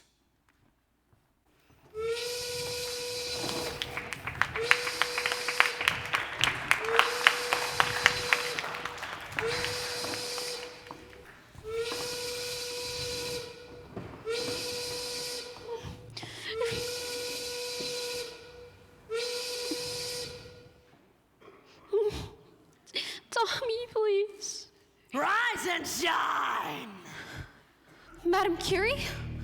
Time for work. Oh, am I late? I set the alarm. We have 5,000 dials to paint. Now, up, up, up. It is all for the war effort. Please, I'm so very tired. No complaining. Good soldiers don't complain. But I'm dying. And who isn't?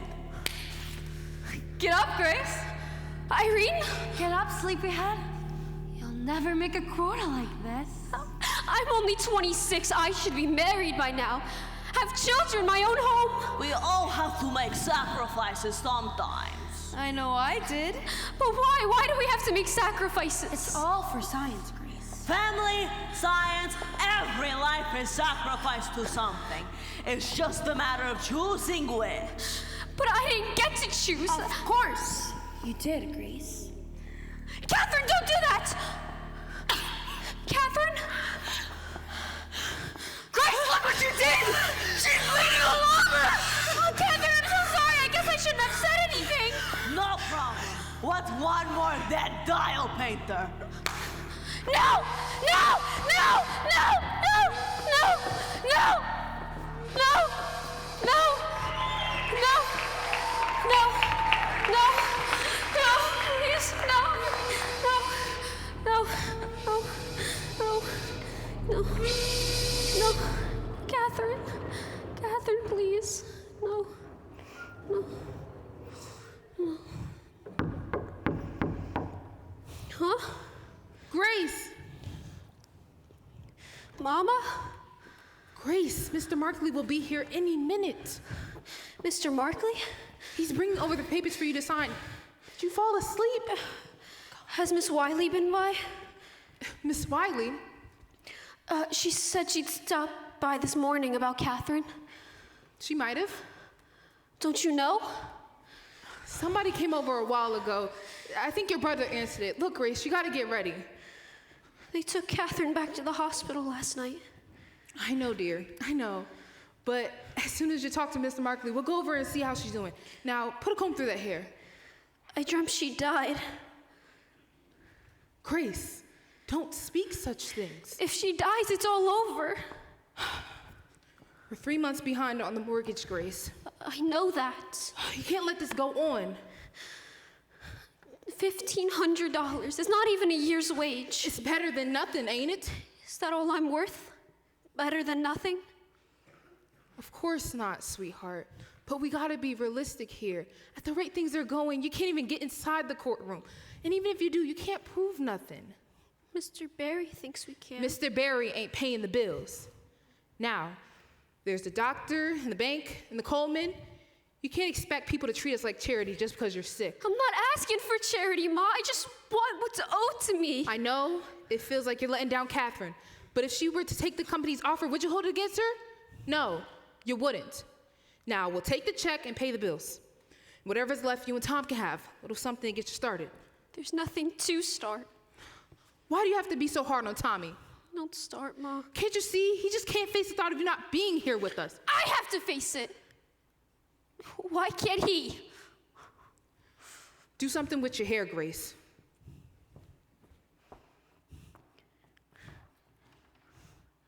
$250,000. What would you do with $250,000? Why can't I imagine? No point to it. Ma, you didn't tell me I had mail. New Mexico, huh? Just keep writing. She was here. Miss Wiley was here. Ma, Miss Wiley was here. She left me a note. Miss Fryer. Edward Markley. Ma said you brought papers. Yes. The terms spelled out as we explained in our letters. $1,500 to you. I've got the check right here. All we need is your signature. It's in triplicate. Grace, now Mr. Markley is a very busy man. No, I don't mind. If you prefer, I can leave it and come back for it tomorrow. No, we'll do this now. What's hold harmless? You agree to hold the company harmless from any further action. No more lawsuits? Correct? Is that just for me or anybody in my family? Your whole family also. It precludes a wrongful death action. This is a confidential settlement. Correct? You didn't say nothing about this being confidential. Miss Fryer, that's standard for most legal settlements. We like to protect our privacy, and yours also. It cuts both ways. You keep quiet about our terms, and so do we. That seems fair. Need a pen?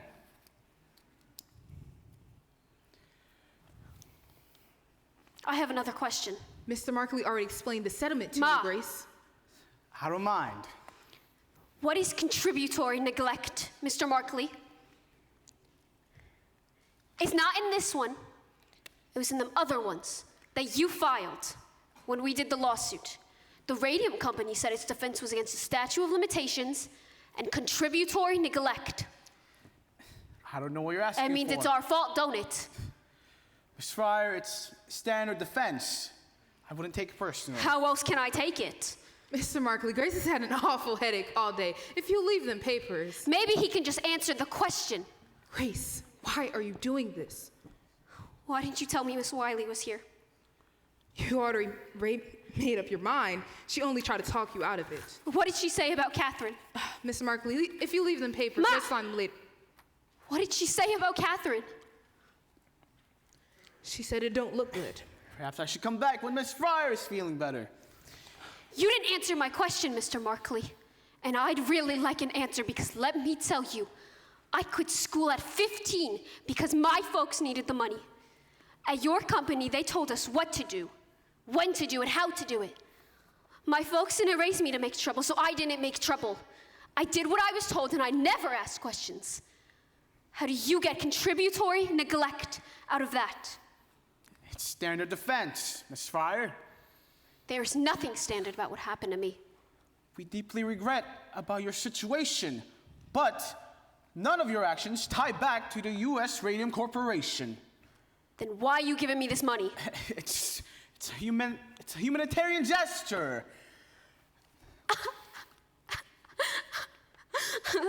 A humanitarian gesture. Mr. Markley, I'll take the Month papers. after month, delay after delay, you put us off. Knowing how sick we were, how tired, how desperate. Contributory or humanitarian gesture? You're just waiting for us to die. Grace, please stop this now.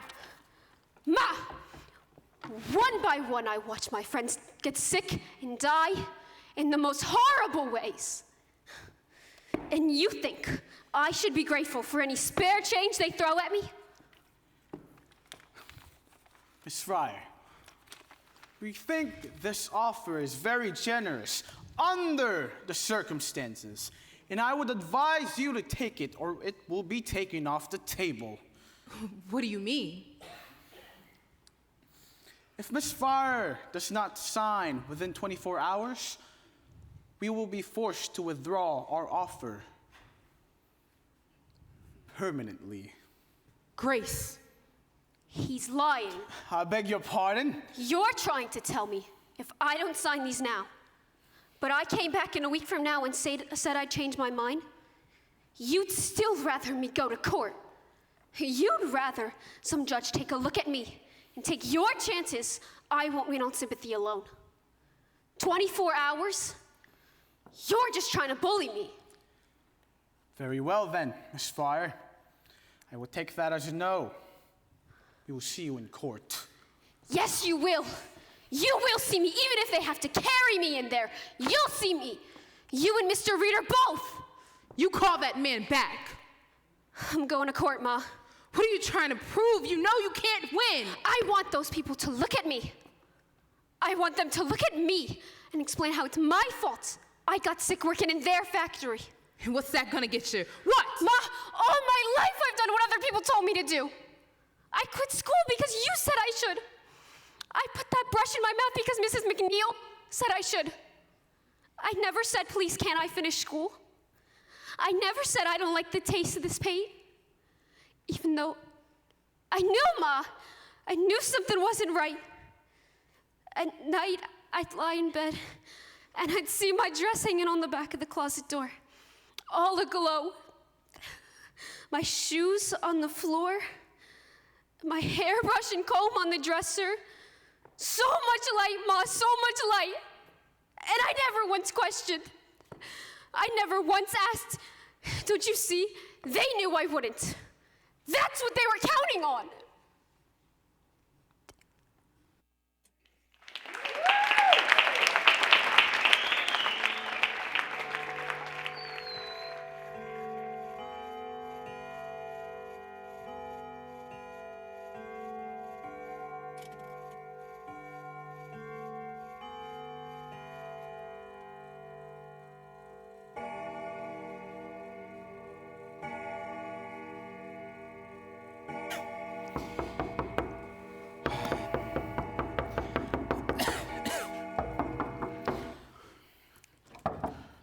Arthur, what is you making all this noise?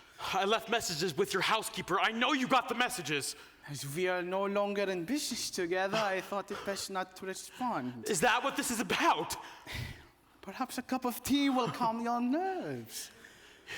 You never told us the pain was dangerous. You never said a word about it, not to me, not to Dan. I didn't know. You invented the paint and you didn't know? How can you lie like that? I didn't know until it was too late, Arthur. I should put you through that wall. Perhaps you should, but you will not. You will sit down, you will have some tea, and you will calm yourself. I was not the technical man. You were the technical man. Yeah, I was the technical man. Sit down, Arthur. I sold watches, for Christ's sakes. I was a salesman. A good one at that. Very good head for the business you have, but for the science, not as much. You always could find ways to cut the cost without losing the quality. That's a gift, Arthur. So, why don't you have some tea? Jesus Christ! What is the matter with your hands? It's been that way for some time now. Have you been dipping them in ink? Dipping them in ink. How pretty of a fun story you are, Arthur. If only it were ink. No. Dr. Marflin tells me it's necrosis in the tissue. The cells. They are dying. The dial painters in the jaw it started. It was me in the hands.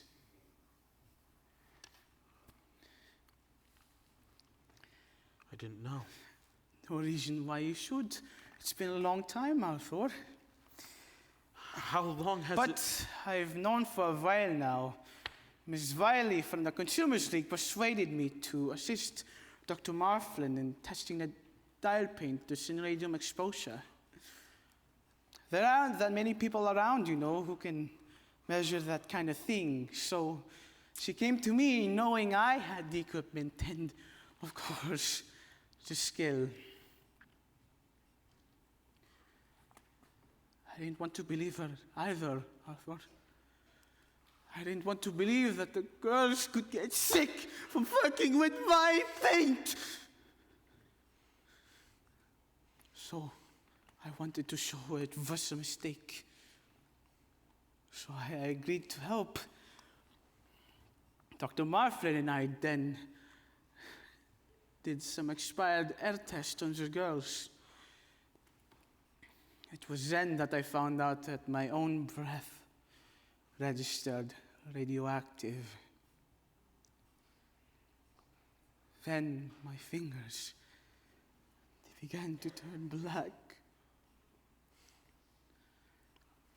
Now, you wish to have words with me? I'm sorry. Well, perhaps you should make an appointment yourself with Dr. Marfland. Me? What for? Arthur, you did not notice the glowing dust on your shoes when you went home at night? Of course, I tracked it all over the house. Well, you can be sure that a good deal of it is now in your lungs. Look familiar? It's our promotional piece. An excellent promotion. How many sales did that book account for? I didn't track it exactly. I like to think it helped our medical market quite a bit. Page 96. What? Open it. Read it to me. The last chapter.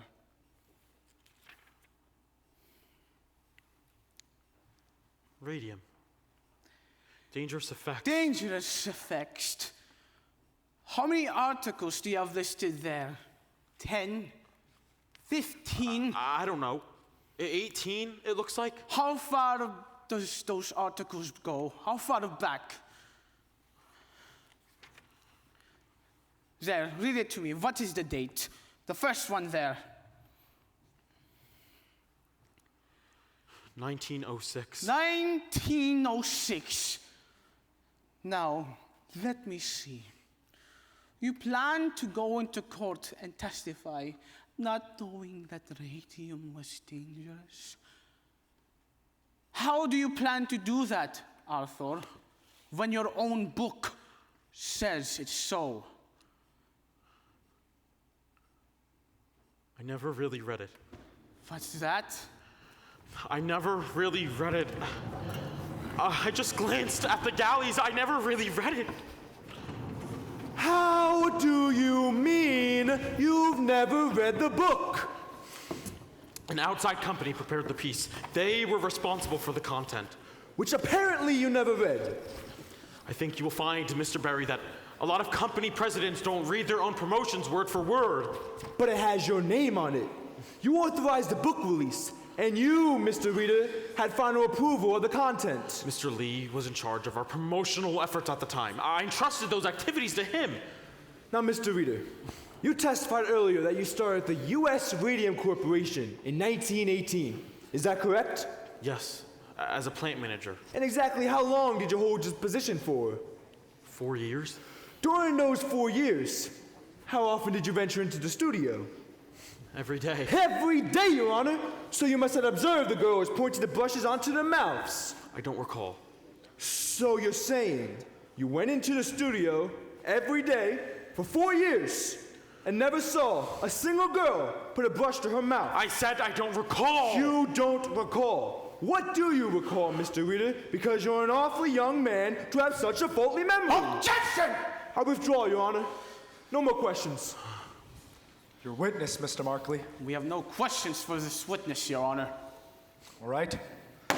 Gentlemen, please approach. I'm ready to issue my ruling. Your Honor, we have yet to present our defense. I realize that, Mr. Markley. However, this hearing is to determine standing. I've heard enough these 2 days to make that determination. The radium in the bones of these girls is an ongoing source of poison in their systems. Nothing your witnesses can say will change that fact, will it? Our witnesses are prepared to testify not knowing that radium was dangerous. Mr. Markley, in the interest of justice, I am asking that the defense rest without calling any witnesses. We can conclude this hearing today and schedule the case for trial. All right, Your Honor. Therefore, rule that the statute of limitation has not been exhausted and that these girls have standing to sue. Your Honor, one thing. I have a very full schedule with 2 other cases pending. And a key witness will not be available until the end of the summer. We can't be available until September. Your Honor, these girls cannot hold for that long. Sorry, Your Honor. But our key witness is associated with an education of higher learning. This is the busiest time of the year for him, and we cannot expect him to appear. Mr. Markley is responsible for that situation. He's the one who's demanding continuous delays, Your Honor. Your Honor, we've just waived our rights to present our defense. Surely you will not force us to present without our key witness. This trial is adjourned. Meeting is set for September. Edward, why can't Flynn appear? He's going to Europe. Europe? But he's known about this trial for months. Why would he? Very clever, Edward. And how long do you plan on keeping this up? As long as necessary. Mr. Markley. Mr. Barry, congratulations to you. I never thought the court would go for it. You know full well, these girls, they cannot make it until September. One is so ill, she can't even make it into the courtroom today. My witnesses have the right to present their defense. We will not wait until September. I promise you that. One way or another, we will find room on this docket, and all your expert witnesses, they'll all be damned. That girl keeps staring at me. I wouldn't bother with it. She thinks that I planned this, that I wanted this to happen. How do I make her believe that I didn't want this to happen? You don't. You don't make her understand, and you don't talk to her. But Edward, she looks like death. They all look like death, Arthur.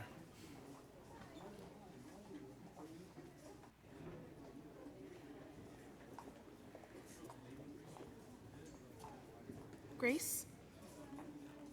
Miss Wiley, that man, he won't look at me. He won't ever look at me. He just looks right past me, like I'm not even here. Doesn't matter, Grace. He heard you.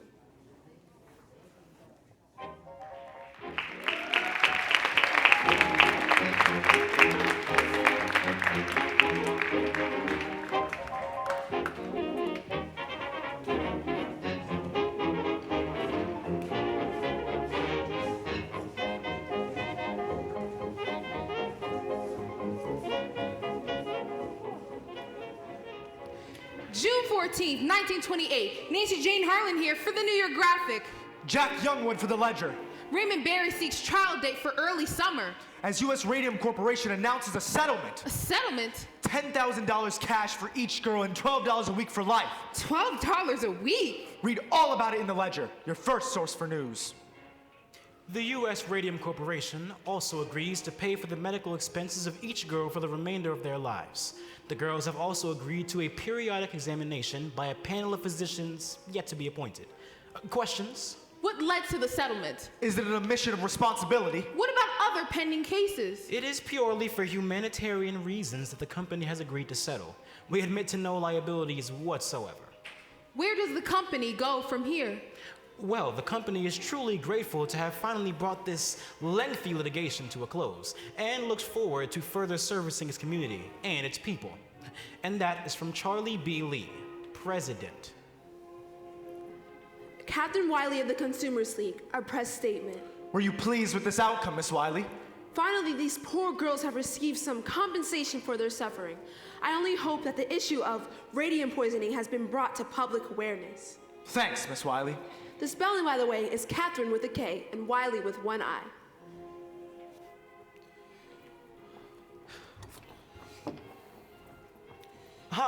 Edward. Looks like we're back in business. What's your game plan? I didn't tell you. I've got a potential buyer for the contracts that I've been building up behind that place in Alden Street. Oh, Some contractor in Montclair needs a little infill. that's perfect.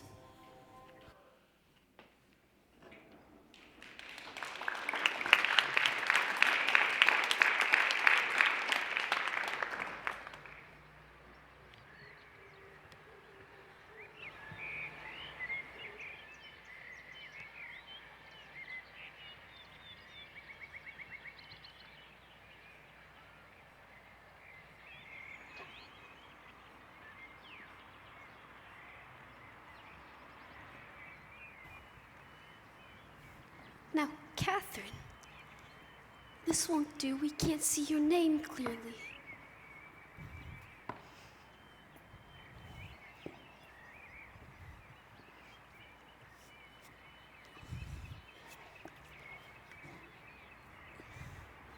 That's better.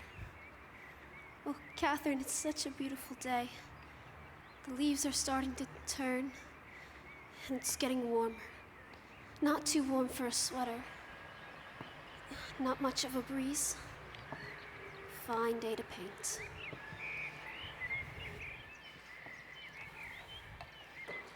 Thought I might find you up here. You were right. It's quiet up here. Yep, Well, I guess if you can rest in peace, this be the place to do it, huh? I guess it is. What do you call that? Watercolors. I'm a little weak when it comes to landscapes, though. No, it's good. It's nice, Grace. First thing I bought with the settlement money. I got some oils, too. Big spender. And then I bought a car. I didn't know you could drive. I can't, but my brother's gonna teach me. He drove me up here today. Grace, if you want to learn how to drive, I teach you. You got other things to do now, Tommy. You know about that? Tommy, Orange just isn't that big. I meant to tell you myself, Grace. That's why I came looking for you. It's all right, Tommy. I'm happy for you. For both of you. No hard feelings, then? Oh, Tommy, you think I have time for that? I'm glad it worked out for you, Grace. Are you glad? I mean, you don't feel like you backed down too soon, do you? We didn't back down. They backed down.